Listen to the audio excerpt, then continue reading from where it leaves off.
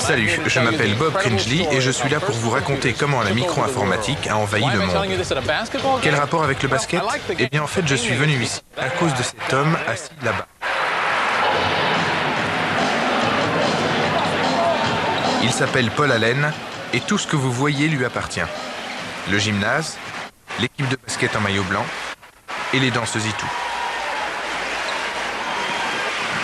Quand on possède 8 milliards de dollars, on peut bien s'offrir ce genre de jouet. Merci les micro-ordinateurs. Dans les années 70, Paul Allen et son copain de lycée Bill Gates ont démarré une minuscule entreprise de logiciels, j'ai nommé Microsoft.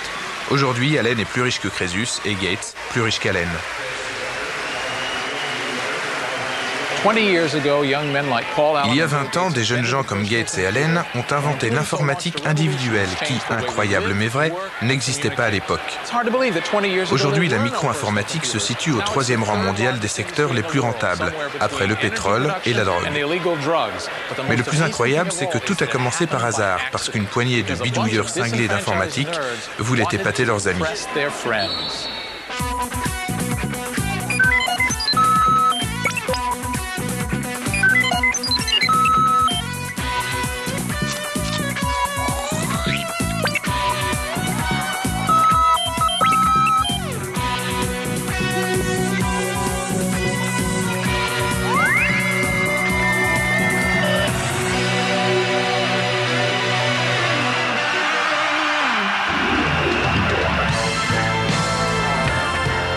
Ah, la Californie. Le soleil, le rock, les voitures décapotables et la Silicon Valley, berceau de la révolution micro-informatique qui a bouleversé notre façon de vivre, de travailler, de communiquer et d'amasser des fortunes.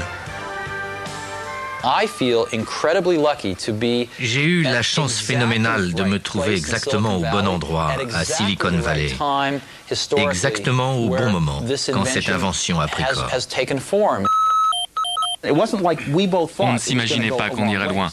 On l'a fait pour s'amuser, même si on allait sûrement perdre de l'argent, et pour se vanter d'avoir créé une entreprise. On était sûr de rien. On espérait seulement avoir vu juste, que les PC allaient avoir du succès. Quand je pense à la façon dont les ordinateurs individuels se sont intégrés dans le tissu de la vie quotidienne, je me dis que nous avons surfé sur la vague. Et quelle déferlante. Les pionniers de la révolution micro sont pour la plupart natifs comme moi de Silicon Valley, au sud de San Francisco. Ils ont grandi ici, souvent dans des maisons cossues, à l'ombre des entreprises d'électronique auxquelles la vallée doit son nom. Dans ces banlieues résidentielles de Silicon Valley, les endroits les plus intéressants, ce ne sont pas les maisons, ce sont les garages.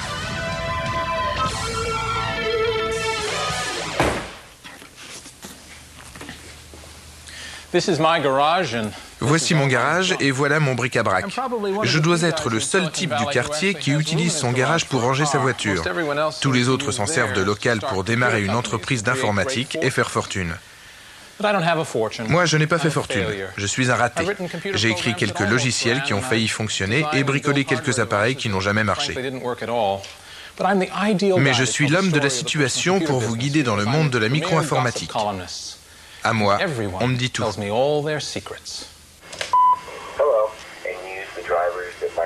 Là, c'est chez moi. Excusez le désordre. C'est ici que je concocte ma chronique de potin pour une revue d'informatique. Les industries en changement constant comme l'industrie micro vivent de rumeurs et de potins. Et moi, j'en ai fait mon gagne-pain. Mon adresse e-mail est inondée de renseignements confidentiels concernant aussi bien les défauts cachés des nouveaux logiciels que les pires gaudrioles. Ces pourvoyeurs de potins partagent les mêmes passions, le désir de dire la vérité et un amour sans borne pour la technologie.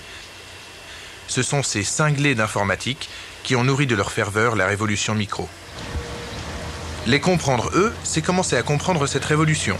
Et s'il y a un endroit au monde où on est sûr de rencontrer, c'est au Weird Stuff Warehouse, la boutique de bizarreries électroniques la plus courue de la côte ouest. Les fêlés des circuits. Chaque génération en produit son lot. Pendant que leurs camarades de classe jouent au baseball, ces informaticiens en herbe dénichent le circuit intégré de leurs rêves. I'm interested in electronics and technologies and a hobby since I started when I was like 6 or 7, you know. How old are you now, Edwin? 10 right now. Les ordinateurs, c'est un hobby de garçon. L'obsession de spécimens bien particuliers qui préfèrent se colter avec un boîtier électronique plutôt qu'avec un monde plein de gens imprévisibles.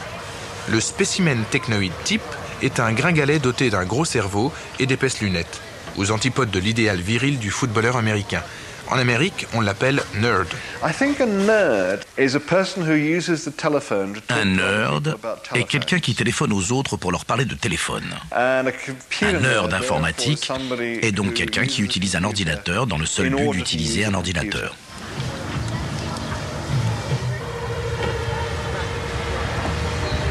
What do your friends think of you? Boy, he's a nerd. Yeah. But I don't mind. I'm used to being called a nerd. Can't have other people stop your dreams. Eh oui, à Silicon Valley, les petits garçons rêvent de devenir des jeunes hommes comme celui-ci. Graham Spencer est programmeur. Avec 5 copains d'université, il a fondé Architect, une entreprise de logiciels. Et pourquoi ces jeunes gens ont-ils décidé de monter une boîte ensemble? Pour la seule raison qu'ils s'aiment bien. Ça se passe comme ça à Silicon Valley. Et c'est aussi comme ça qu'Apple et Microsoft ont démarré. Comme les fondateurs de ces entreprises pionnières à leur époque, ceux d'Architect partagent un rêve technologique. De leur hobby d'enfant, ils ont fait leur profession. Et ils ont spontanément adopté la culture d'entreprise propre au secteur micro. Règle numéro 1, oubliez les horaires de bureau trop contraignants. Dans cette industrie, vous pouvez effectuer vos 100 heures de travail par semaine quand ça vous chante. On programmait pendant 2 jours d'affilée. De temps en temps, on était 4 ou 5, on sautait dans nos voitures et on fonçait au restaurant. À table, on parlait travail. Et il m'arrivait d'être tellement absorbé par la discussion que j'en oubliais de manger. Mais bon, on était une bande de copains. C'était le bon temps.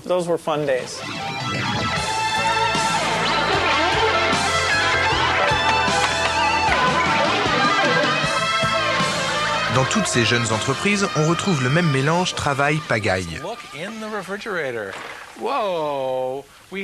Et dans tous les frigidaires, les mêmes pizzas froides et les mêmes réserves de coca. 2 liters of Coke a day. And do you think of it like as brain food? That keeps me going. That and listen to heavy metal and get caffeinated and hack.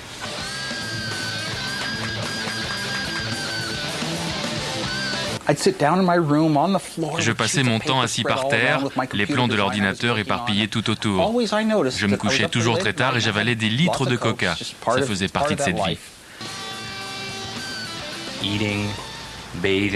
Manger, dormir, avoir une copine, une vie sociale, ça prend du temps sur le temps de codage.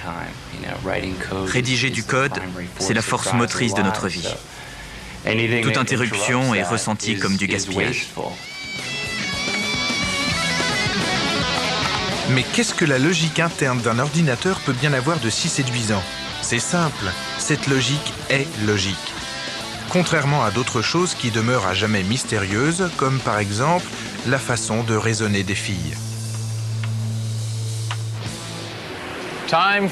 Et maintenant, cours de rattrapage en informatique élémentaire, leçon numéro 1.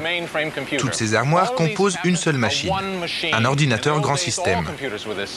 Dans le temps, tous les ordinateurs avaient cette taille et étaient surveillés par des ingénieurs en blouse blanche. Que ce soit mon portable personnel ou ce géant accessible à 2000 utilisateurs, tous les ordinateurs fonctionnent de la même façon. Ils traitent des données numériques. Si une information peut être numérisée, un ordinateur saura la manipuler. Par contre, il ne comprend rien au domaine des sentiments.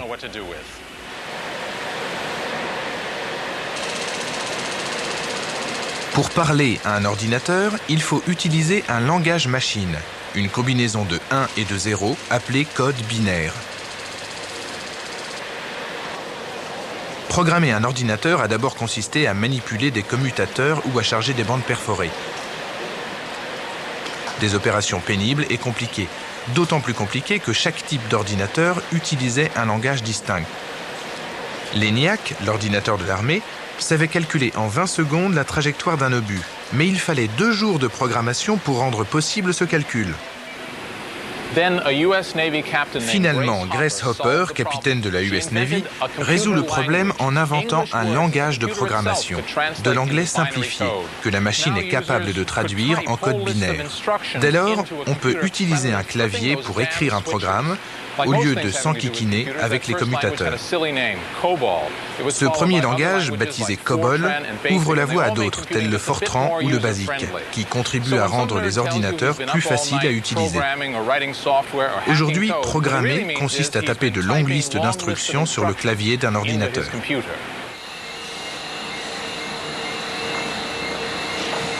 Avant la révolution micro, le grand public ne voyait jamais d'ordinateur.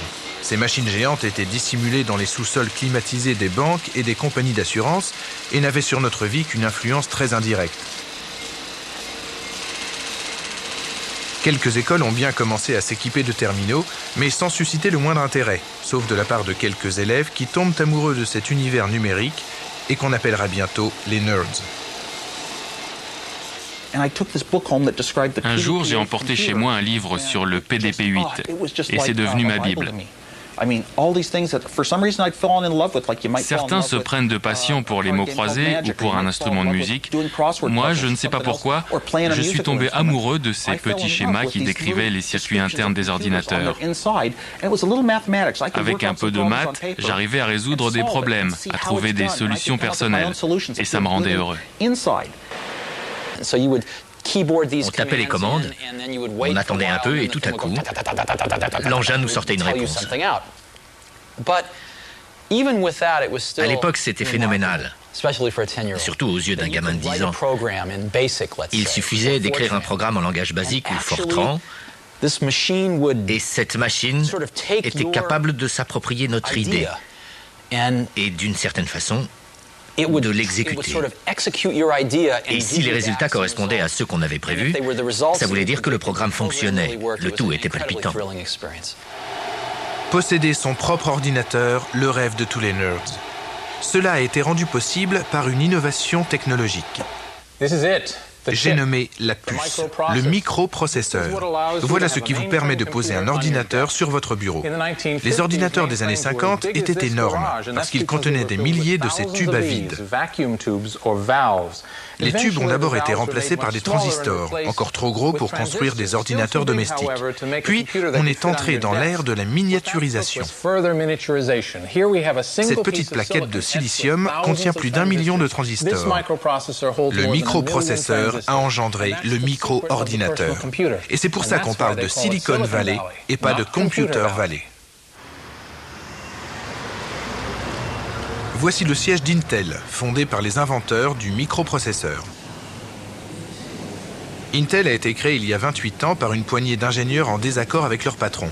Aujourd'hui, leurs puces font tourner 85% des ordinateurs dans le monde.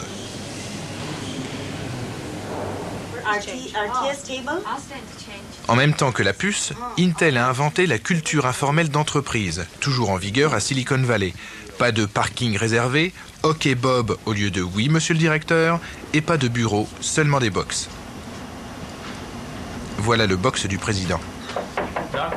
Gordon Moore est l'un des fondateurs d'Intel. Sa fortune dépasse les 3 milliards de dollars.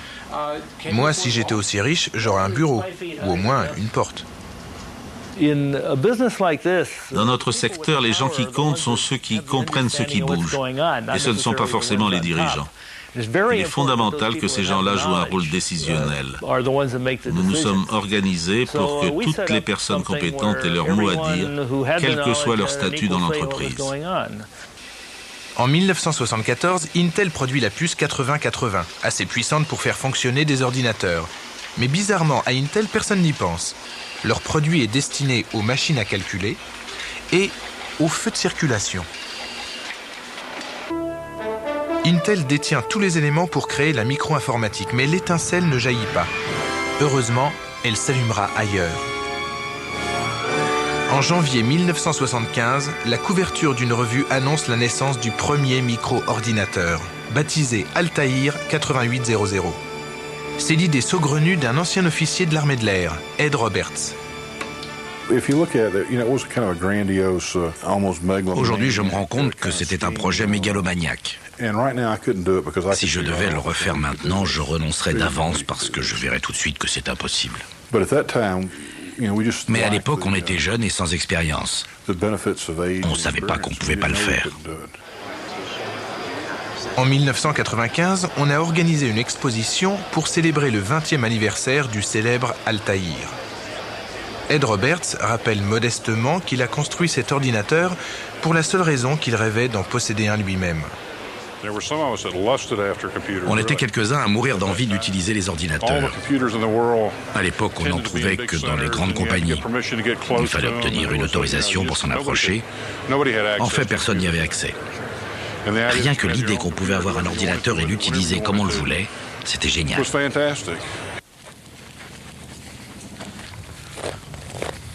Cette idée géniale et irréaliste s'est concrétisée bien loin de Silicon Valley et des pontes de l'électronique. Dans le désert du Nouveau-Mexique, à Albuquerque, où Ed Roberts possédait une fabrique de calculatrices appelée MITS.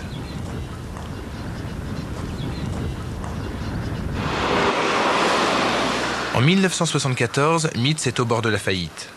Je suis allé voir ma banque. Soit ils acceptaient de nous prêter $65 000, soit on fermait. Quand ils m'ont demandé combien je pensais vendre de ces nouvelles machines la première année, j'ai répondu 800, ce qui était plus qu'optimiste. Un mois après le lancement, on recevait 250 commandes par jour. L'Altaïr était vendu en kit.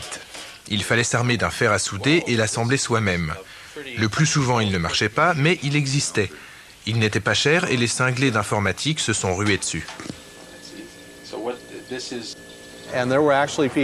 Il y a des gens qui étaient tellement impatients d'avoir leur ordinateur qu'ils sont venus camper avec leur caravane sur le parking de MITS au lieu d'attendre qu'on leur envoie.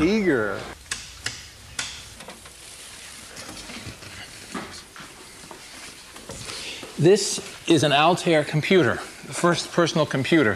Moi aussi j'ai un Altaïr, et pas n'importe lequel. La deuxième machine fabriquée. La première, envoyée à une revue pour être photographiée, a été perdue par la poste. Cette boîte est donc le plus ancien ordinateur individuel au monde. Une pièce de collection qui marche toujours. Mais pour faire quoi? Sur le devant, il y a des rangées d'interrupteurs et des voyants lumineux. Derrière, il n'y a rien.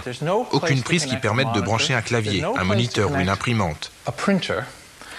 En fait, cette machine ne sert quasiment à rien. Pourtant, ceux qui en possédaient une en 1975 étaient ravis.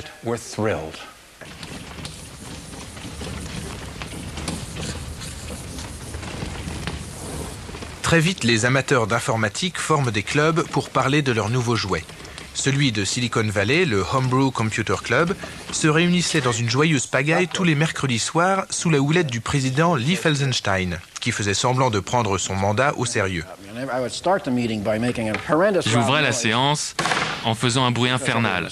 C'était le seul moyen d'attirer l'attention dans ce chahut.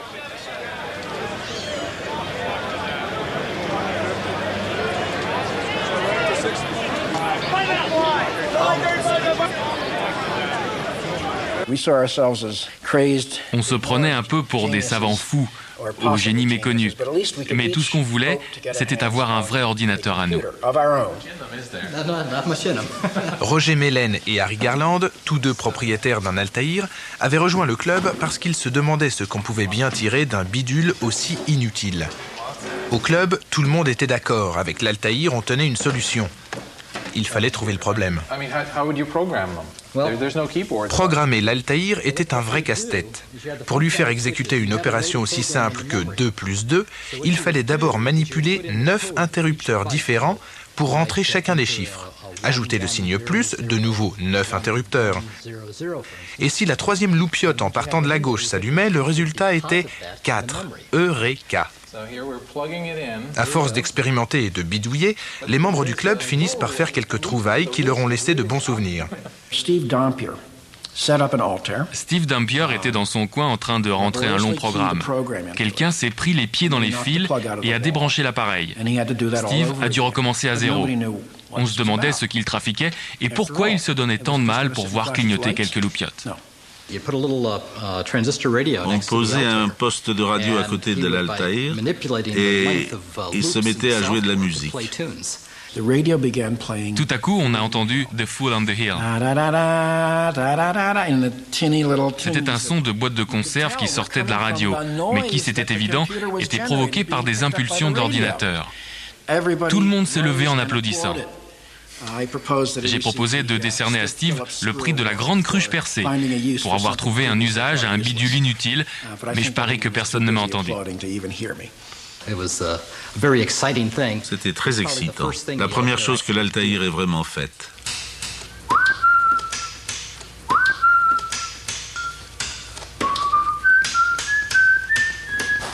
Pour améliorer les performances de l'Altaïr, il lui fallait un langage de programmation, une version du BASIC adaptée au petit ordinateur. Mais cet interpréteur BASIC n'existait pas encore parce que les experts s'accordaient à penser que même le BASIC n'était pas assez basique pour tenir dans la minuscule mémoire de l'Altaïr. Les experts avaient tort. L'homme qui apporta cet interpréteur BASIC à Ed Roberts revient aujourd'hui à Albuquerque. Cette fois dans son jet de 15 millions de $. Alors on déplie le tapis rouge. Paul Allen, cofondateur de Microsoft avec Bill Gates, est venu participer aux festivités du 20e anniversaire de l'Altaïr.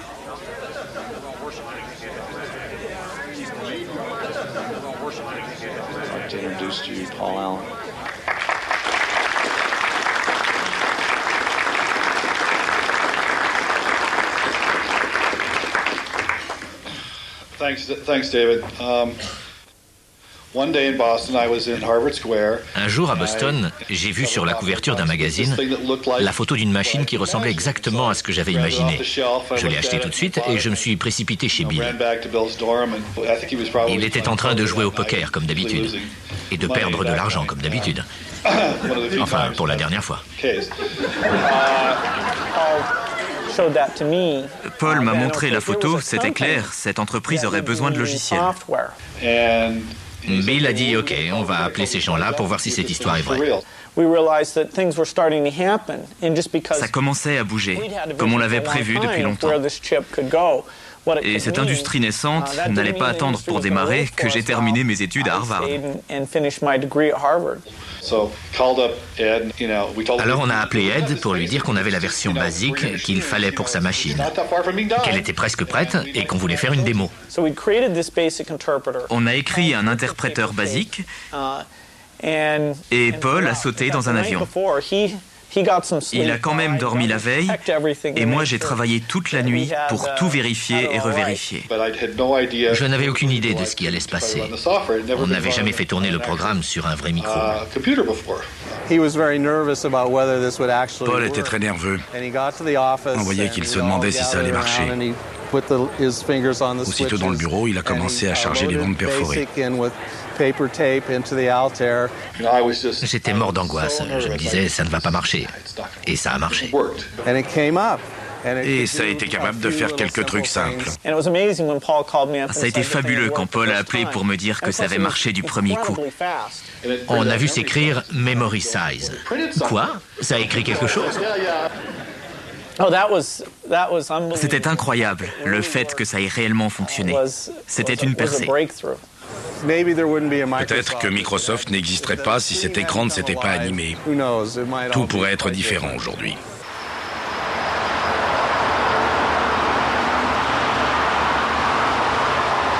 Après ce premier succès, Bill Gates sent qu'il doit agir vite s'il veut s'implanter dans la future industrie micro.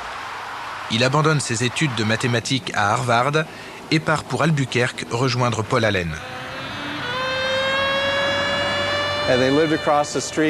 Ils se sont installés dans un motel en face de Beats, le Sundowner, fréquenté surtout par des prostituées et des dealers. Ils écrivaient la version complète du BASIC pour l'Altaïr. Petit à petit, Microsoft est né ici, à Albuquerque. On a embauché des copains de lycée et on s'est tous entassés dans cet appartement. On était très jeunes. J'avais 19 ans. Alors on était bourrés d'énergie. Ils ont travaillé très dur en écoutant de la musique très fort. Parfois j'étais obligé de sortir de leur bureau parce que la musique était trop forte.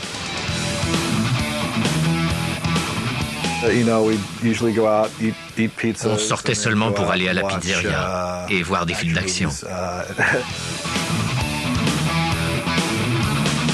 Ils travaillaient toute la nuit. Parfois j'arrivais le matin et je trouvais Bill qui dormait par terre. Je connais encore le code source par cœur. On faisait notre travail avec amour.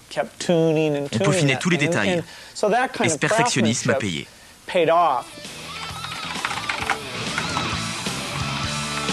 Enfin doté de son langage de programmation, l'Altaïr devient vraiment utile. Des programmes sont écrits, des jeux, des traitements de texte, des programmes de comptabilité. En moins d'un an, des dizaines d'autres sociétés se mettent à fabriquer des micro-ordinateurs. Même s'il passe inaperçu parce qu'il ne s'adresse encore qu'aux amateurs bien informés, le marché du micro est né.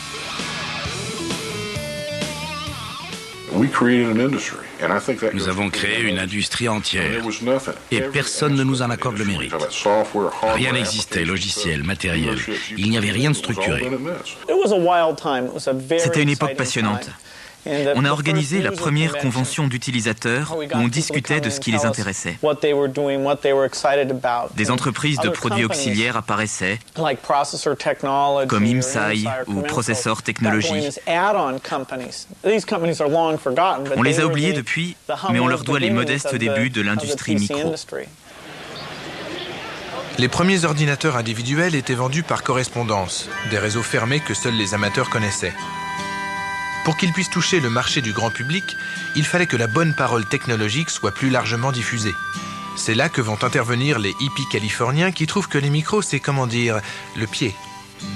From the safety of secret committees, they talk about the danger of war. Remember that the 60s happened in the early 70s, right? So we have to remember that. And that's sort of when Le mouvement hippie a débuté quand j'étais à la fin de l'adolescence. C'est une culture que je connais très bien. The spark of that. À la base, on trouve l'idée que la vie peut offrir autre chose que ce qu'on voit tous les jours. C'est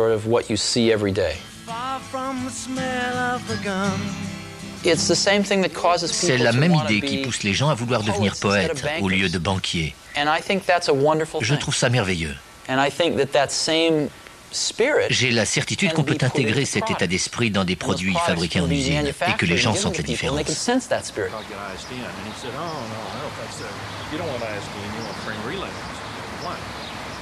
Pour vous aider à assimiler la philosophie hippie, je vais me déshabiller. Je suis chez Jim Warren, et quand on rend visite à Jim Warren, on est obligé de se mettre à nu. Il refuse d'accorder des interviews en dehors de son jacuzzi. On l'aura compris, Jim Warren est un hippie depuis toujours. Mais un hippie qui a fait fortune, en organisant la West Coast Computer Fair, sorte de Woodstock informatique annuel. À l'époque, c'était quand même le plus grand salon de micro-informatique au monde, et c'est là que les micros ont vraiment commencé à se vendre. Jim est persuadé que la contre-culture des hippies californiens a joué un rôle moteur dans l'évolution des micros. L'idée dominante, c'était le partage. On partageait sa cam, son lit, sa vie, ses espoirs. Cet esprit communautaire se retrouvait aussi au club Homebrew. Dès que quelqu'un résolvait un problème, il fonçait au club. Et pendant la réunion, c'était du genre « Vous savez ce problème qu'on n'arrivait pas à résoudre? J'ai trouvé la solution. Je suis pas un type génial ?» Je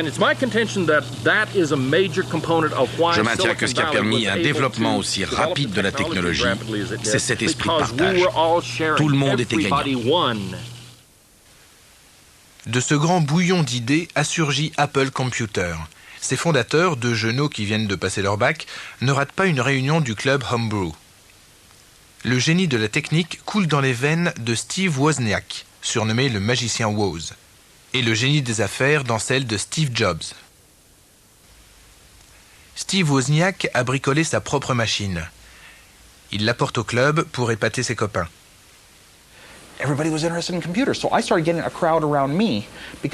J'étais trop timide pour prendre la parole pendant les réunions. Mais après, les gens venaient voir l'ordinateur que j'avais construit.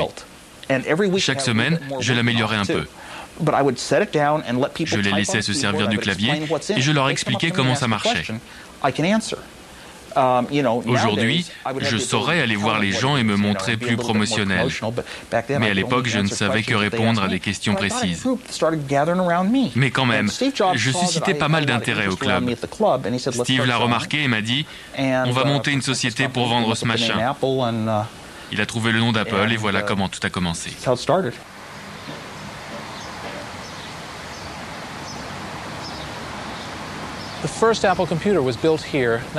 Le premier ordinateur Apple a été construit dans ce garage. Et j'y étais, enfin, pendant une journée. J'ai été l'employé numéro 12 d'Apple. Ils m'avaient embauché pour faire un jour de manutention. L'entreprise est à court de liquidités, m'a dit Steve Jobs, et il a offert de me payer en actions. J'ai refusé, ma mère me le reproche encore aujourd'hui. L'Apple I n'était pas vraiment un ordinateur. Tout juste une carte de circuit sans boîtier ni clavier. Pourtant, Steve Jobs se débrouille pour en vendre 50 exemplaires. Il acquiert alors la certitude qu'il existe une foule de clients potentiels pour un vrai micro et se met à rêver à l'Apple II.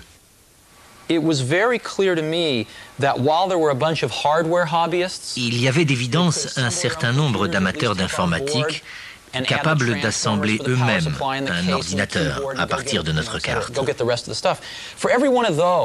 Mais il était évident que pour chacun de ceux-là, il en existait 1000 autres qui ne savaient pas bricoler du matériel, mais qui désiraient ardemment créer et utiliser des programmes, comme moi quand j'avais 10 ans. Mon rêve pour l'Apple II, c'était de commercialiser le premier ordinateur pratique à utiliser. À l'époque, c'est infaisable. Trop cher et trop compliqué à fabriquer, parce que nécessitant trop de puces. Mais Woz le magicien ne sait pas ce que veut dire infaisable. Je me suis dit, pourquoi l'ordinateur et le moniteur devraient-ils avoir chacun leur mémoire? Ils n'ont qu'à partager la même. Ça faisait des puces en moins. Et je me suis plongé dans les manuels et j'ai déniché une puce qui faisait le même travail que 5 autres. Comme ça, petit à petit, j'ai réduit le nombre de puces. Résultat, génial, un ordinateur avec écran couleur sur lequel on pouvait programmer des jeux ou tout ce qu'on voulait. C'était la machine dont j'avais toujours rêvé pour moi-même. Et Steve m'a dit, je crois qu'on va pouvoir en vendre 1 millier par mois. 1 millier, c'était complètement invraisemblable. Mais pour lancer la fabrication, il nous fallait quelques centaines de milliers de dollars. Pour nous, c'était une somme énorme. On n'avait pour ainsi dire rien sur notre compte en banque. Alors je suis parti à la chasse aux capitaux. À 19 ans, Steve Jobs relève le défi. Il faut convaincre des financiers qui investissent dans les activités de pointe. Il rencontre Arthur Rock, l'inventeur du financement de l'innovation et un des fondateurs d'Intel. Il portait des sandales et avait les cheveux longs, très longs, barbe et moustache aussi. Mais il s'exprimait remarquablement. La première fois qu'il est venu me voir, il était dans une période où il avait décidé de ne manger que des fruits. Malgré le côté hors norme du jeune entrepreneur, Arthur Rock se lance dans l'aventure. Il accorde les fonds nécessaires pour faire fabriquer 1000 Apple II dans une usine de Silicon Valley.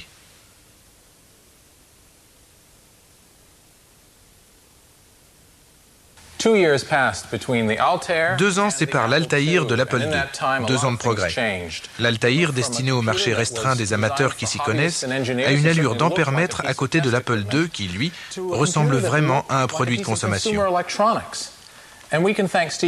C'est le premier micro à posséder une coque en plastique moulé, imposée par Steve Jobs, qui a un sens aigu du design. Et il n'est pas seulement joli à regarder. C'est aussi un bijou d'ingénierie. Prenons le contrôleur du lecteur de disquette, un modèle d'efficacité. Il contient 8 puces, alors que ceux des concurrents en ont 35. C'est l'œuvre de Steve Wozniak, le Mozart des circuits intégrés. Résultat, dès sa sortie, l'Apple II fait un tabac.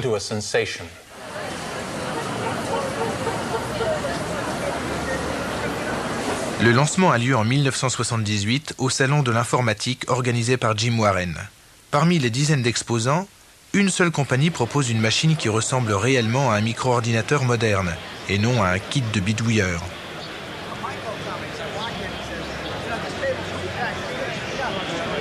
Il suffit de voir l'Apple II pour être ébloui. Et comme Steve Jobs s'est débrouillé pour obtenir le meilleur emplacement du salon, tout le monde le voit. On a fait un triomphe. Les acheteurs faisaient la queue devant le stand. C'est là qu'Apple a décollé.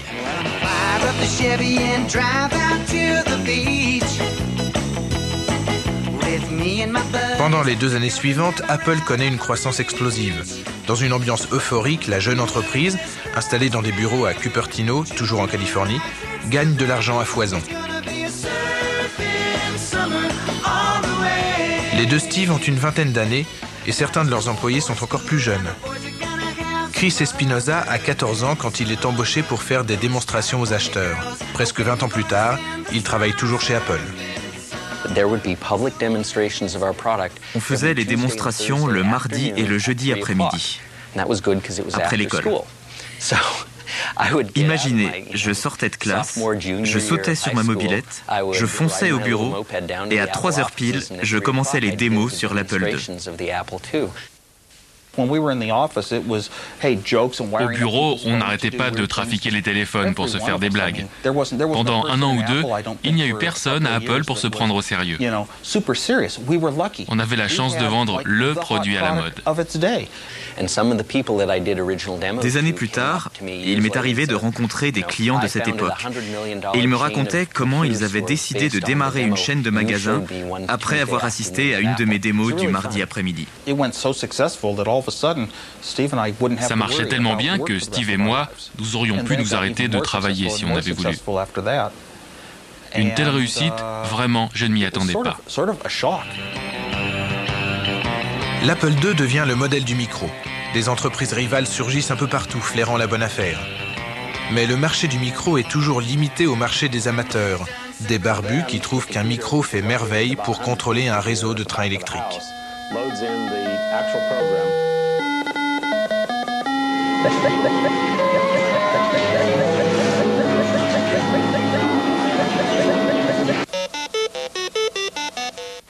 Pour toucher le marché du grand public, les micros doivent montrer qu'ils ne sont pas des gadgets. Monsieur Tout-le-Monde n'a pas besoin d'un joujou électronique.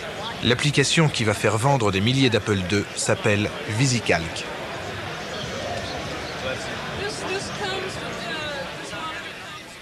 C'est le premier tableur.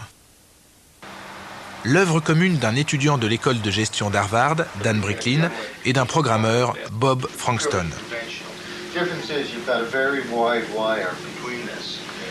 Un tableur, c'est une feuille de calcul électronique.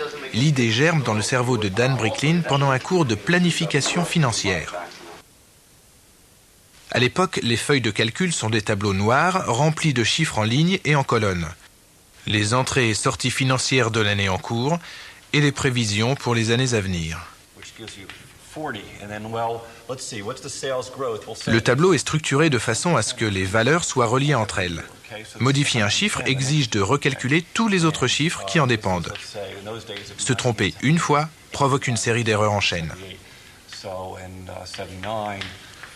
Le professeur proposait divers scénarios aux étudiants qui devaient calculer de quelle façon chacun d'entre eux affecterait les bénéfices d'une entreprise fictive.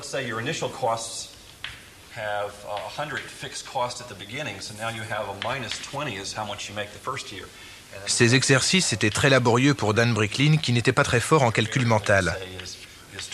Et il rêvait d'un ordinateur qui viendrait remplacer toutes ces opérations manuelles très ennuyeuses. J'ai imaginé un tableau magique qui fonctionnerait comme un traitement de texte. Quand on change un mot, il repagine automatiquement. L'idée du tableur, c'est que quand on change un chiffre, il recalcule automatiquement toutes les valeurs qui en dépendent. Pour gagner du temps, Dan Bricklin demande à son ami Bob Frankston de l'aider. Ils se partagent la tâche. Dan analyse et peaufine le concept. Bob rédige les lignes de code.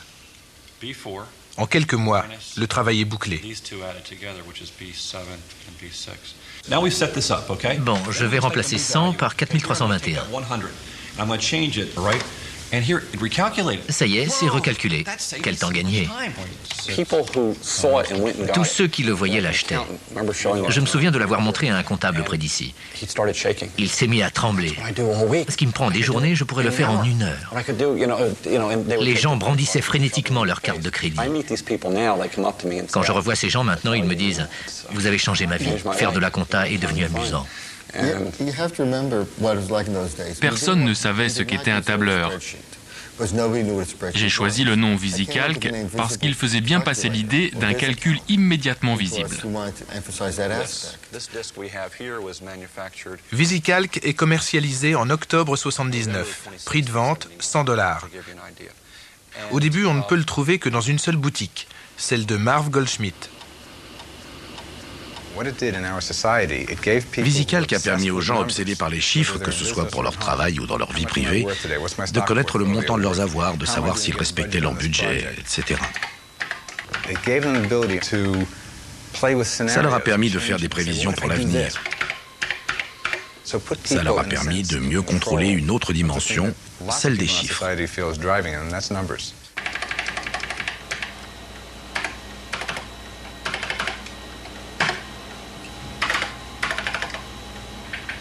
Les ventes de VisiCalc décollent très rapidement. Les petits patrons et les cadres financiers se jettent sur ce programme capable de prédire l'avenir en un clin d'œil. Et par la même occasion, ils se jettent sur l'ordinateur pour lequel VisiCalc a été conçu, l'Apple II.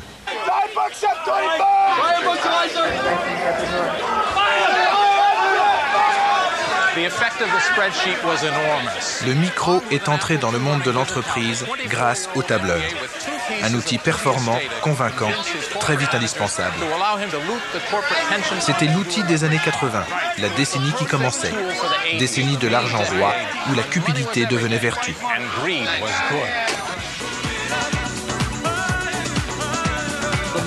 C'est l'époque des Golden Boys, où les jeunes diplômés veulent tous faire une carrière éclair à la bourse, où les fortunes s'amassent et se désintègrent en 1 minute. C'est l'époque des yuppies et de leur étalage de luxe.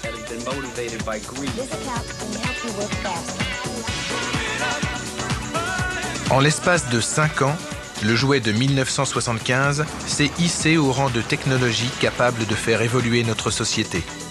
Le tandem Apple II VisiCalc a lancé la révolution micro. Tout le monde était emballé par ce qu'on faisait. Comme pour Internet aujourd'hui, les médias en parlaient tout le temps. Chaque fois qu'on ouvrait un journal ou un hebdo, on tombait sur un article qui parlait de ces petits ordinateurs qui montent.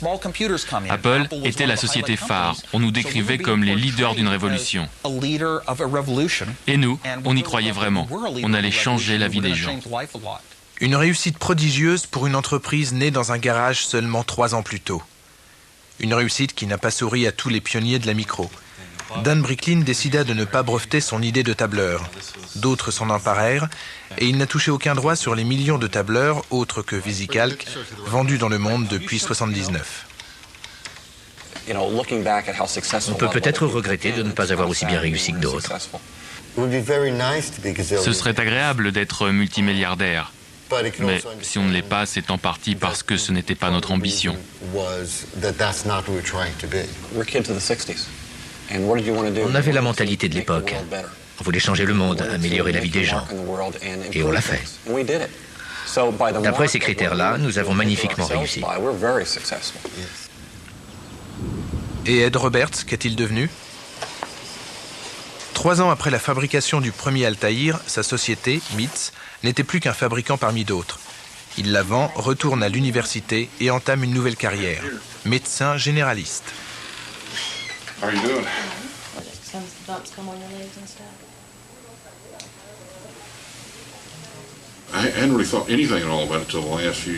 ne pensais plus à tout ça depuis des années, mais récemment des gens ont commencé à s'attribuer tout le mérite de ce que nous avons réalisé à MITS. C'est nous qui avons sué et travaillé, et ils essayent d'en récolter les lauriers, c'est frustrant. L'inventeur du premier micro-ordinateur n'a jamais fait fortune. Par contre, ceux qui ont su exploiter l'idée En 1980, Apple est introduite en bourse. Du jour au lendemain, ses fondateurs, actionnaires majoritaires, sont parachutés multimillionnaires. Je pesais $1 million à 23 ans, 10 millions à 24 et 100 millions à 25.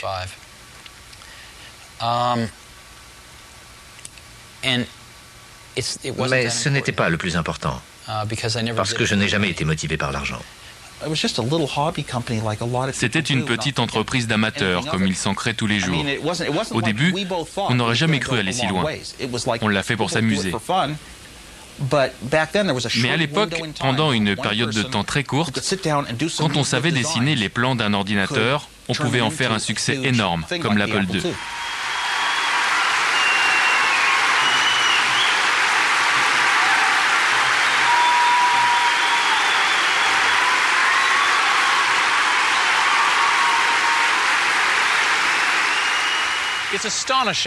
Rappelons-nous qu'au début 1975, c'est incroyable, personne ne possédait de micro-ordinateur. En l'espace de 5 ans, c'est un secteur industriel tout entier qui a émergé ici, à Silicon Valley. Un secteur qui pèse déjà plus d'1 milliard de dollars, créé par des adolescents qui ont fait de nous tous des nobs. La demande est énorme et les nouvelles entreprises poussent comme des champignons. En tant que champignon numéro 1, Apple s'est approprié 50% du marché. Mais le croque-mitaine n'est pas loin. Il existe une entreprise dont le nom est synonyme d'informatique. Une multinationale qui entend régner sans partage sur le marché des ordinateurs, gros ou petits. IBM va entrer dans la danse et bientôt faire trembler Silicon Valley.